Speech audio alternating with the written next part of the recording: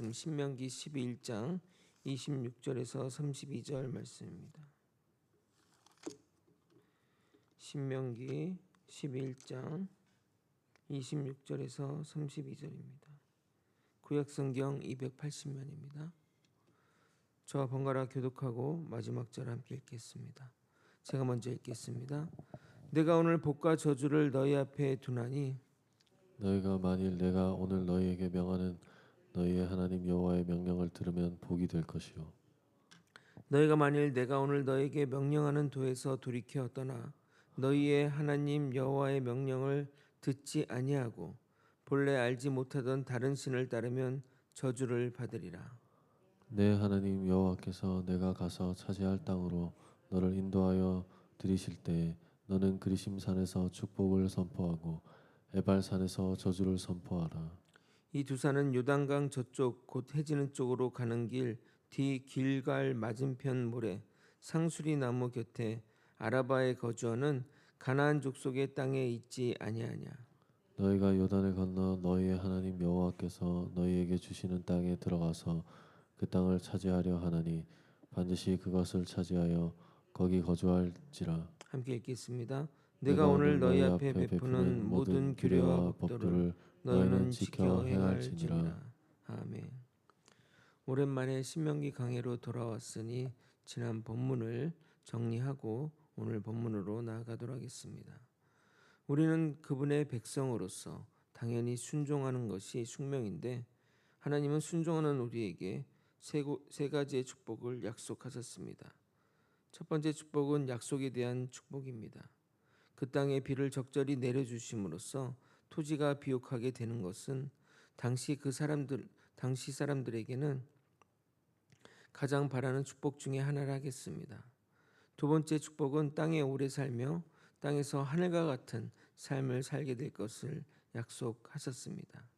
세 번째 축복은 그 땅의 대적들을 쫓아내 주셔서 땅을 차지할 것을 약속하셨습니다. 그러나 이 축복은 저절로 얻어지는 것이 아닙니다.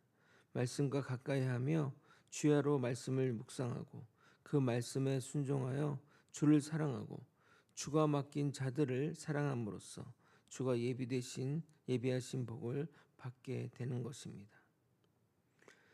본격적으로 주의 율법에 대한 구체적인 내용이 12장부터 언급될 것인데 그 전에 모세는 마지막으로 순종을 촉구하며 이스라엘 백성들의 수준에 맞춰 명확하게 율법 순종에 따른 축복과 저주를 선포하고 있습니다.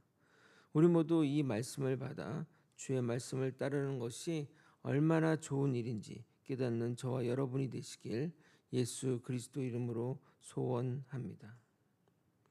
우리가 신명기 말씀을 읽을 때 주지해야 될 사항은 모세가 출애굽 백성들에게 변수를 두지 않고 간단 명료하게 이야기했던 것을 감안하셔야 합니다. 무슨 말이냐면 우리가 자녀를 키울 때 그 자녀가 어릴 때는 뭐 해라 뭐 하지 말아라 이렇게 모든 일들을 제시하지 이렇게 명령하는 이유는 이런 의도인데 네가 이걸 알고 했으면 좋겠어.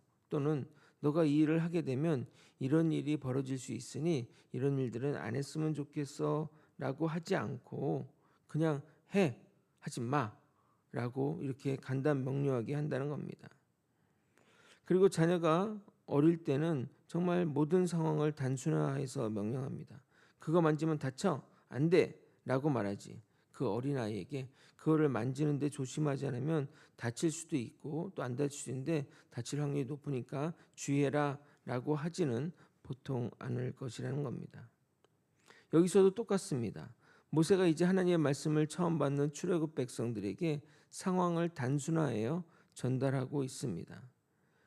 물론 하나님의 말씀대로 모든 일들이 궁극적인 결론을 향해 흘러가지만 순종했는데 축복이 바로 안 오는 경우가 있고 또는 고난의 가면을 쓰고 축복이 오는 경우도 있기에 혹자는 생각하기를 아니 말씀대로 순종했는데 축복이 오지 않네? 말씀이 틀린 것 아니야? 아니면 또 말씀이 잘못된 것 아니야? 생각할 수 있다는 겁니다. 실제 이런 일 때문에 믿음에서 시험 드는 사람이 생기고 더 나아가 하나님의 신실하심을 불신하는 경우가 생기게 됩니다. 예를 들어 집에 사랑하는 가족이 아파서 간절히 기도하고 또 말씀대로 살려고 최선의 노력을 다했지만 결국 그분이 그 가족이 돌아가게 되었습니다. 그러면 여러분은 어떻게 생각하시겠습니까? 하나님이 분명히 축복 주시겠다고 했는데 이게 다 뭐냐? 하나님 없는 거 아니야? 하나님 신실하시면 맞아? 라고 하지 않겠냐 이 말입니다.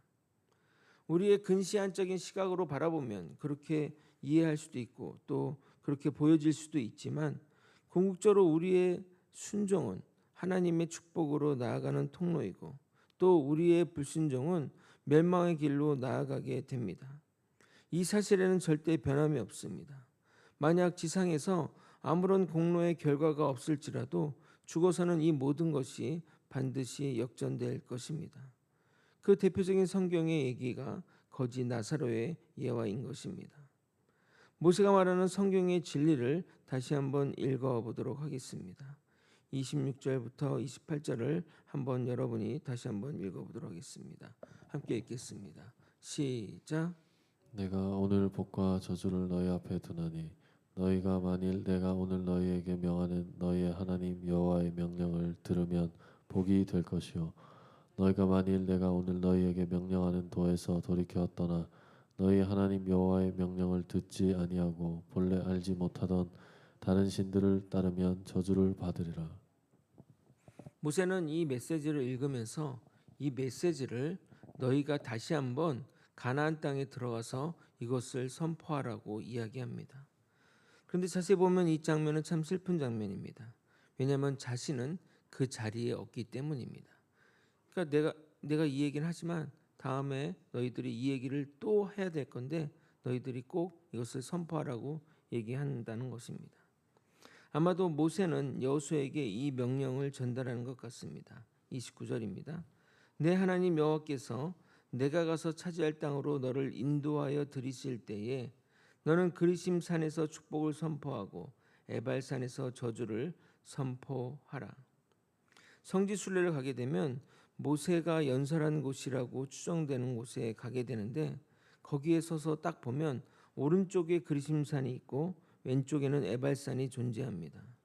이 지역은 팔레스타인 서안 지역에 거주하는 서안 지역에 위치하고 있어 분쟁이 나면 들어갈 수 없었는데 제가 갔을 때는 평화의 시기라 운 좋게 들어갈 수 있었습니다.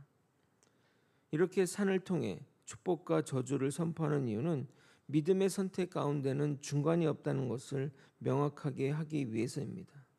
정말 그렇습니다. 우리의 믿음에는 중간이 없습니다. 항상 그 모와 아니면 도가 있을 뿐입니다. 심하게 표현하면 90%의 순종은 순종이 아닙니다. 100%의 순종만이 주님을 받으시는 순종임을 잊어서는 안 될 것입니다. 30절은 이 산의 위치를 설명한 것인데 지도를 보시고 한번 넘어가도록 하겠습니다. 저쪽에 위치하고 있습니다. 그러나 이러한 연설을 다시 하려면 가나안 땅에 들어가는 것이 전제되어야 할 것입니다. 그래서 모세는 다시 한번 힘주어 그 땅에 들어갈 것을 이스라엘 백성들에게 강력하게 선포하고 있습니다. 31절을 다시 한번 여러분이 읽어보도록 하겠습니다. 함께 읽겠습니다. 시작. 너희가 요단을 건너 너희의 하나님 여호와께서 너희에게 주시는 땅에 들어가서 그 땅을 차지하려 하나니 반드시 그것을 차지하여 거기 거주할지라. 모세가 이렇게 강력하게 선포하는 근거 첫 번째는 하나님이 모세에게 약속하신 말씀일 것입니다.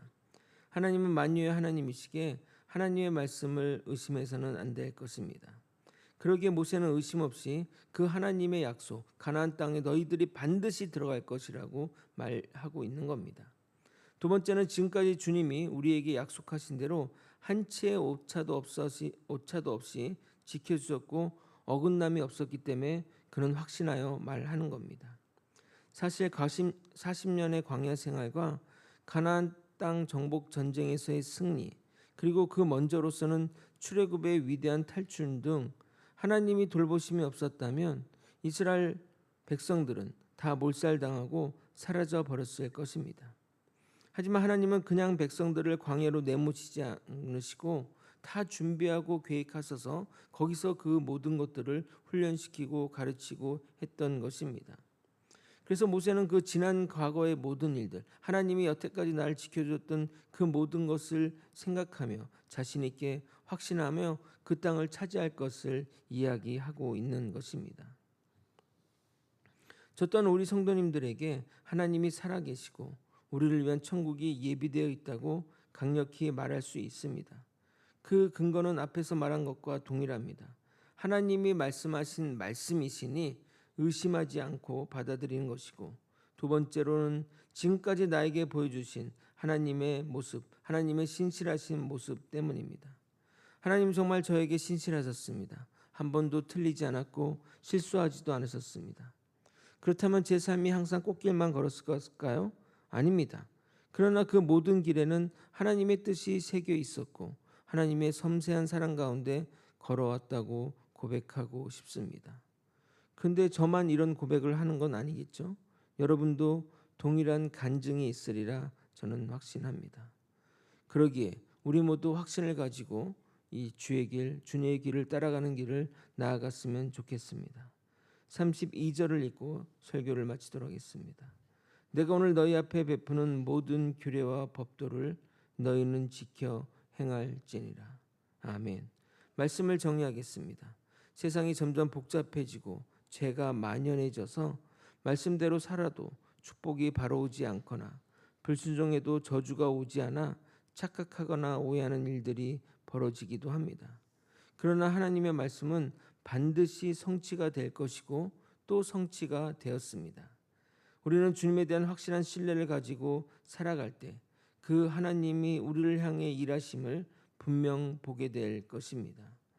우리 모두 주의 말씀에 순종하여 우리를 향한 예비된 신 복을 받아가지는 저와 여러분이 되시길 예수 그리스도 이름으로 축원드립니다.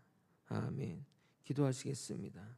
하나님의 말씀대로 사는 것이 축복이요, 하나님 말씀에 불순종하여 다른 신을 섬기는 것은 저주받아 멸망가는 길입니다. 이 확고한 진리 위에 우리의 신앙을 두어서 우리가 어떤 선택과 어떤 결정 가운데서도 항상 주님을 생각하며 주의 말씀에 순종하며 살아가는 우리 모두가 될 수 있도록 이끌어 주시옵소서. 오직 주님의 신실하심, 주님의 말씀과 나를 향하신 주님의 신실하심을 의지하여 주의 말씀에 순종하는 길로 나아갈 수 있도록 이끌어 주시고 인도하여 주시옵소서. 사랑이 많으신 예수 그리스도 이름으로 기도드리옵나이다. 아멘.